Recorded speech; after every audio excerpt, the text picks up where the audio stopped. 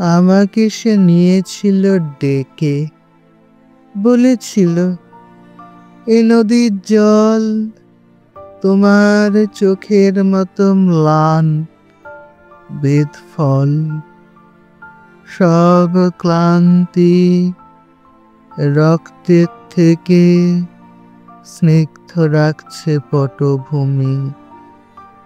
এই নদী তুমি। এর নাম ধানসিঁড়ি বুঝি?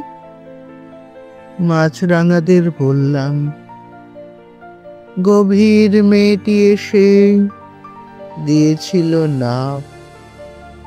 আজও আমি মেয়েটিকে খুঁজি, জলের অপার সিঁড়ি বেয়ে কোথায় যে চলে গেছে মেয়ে।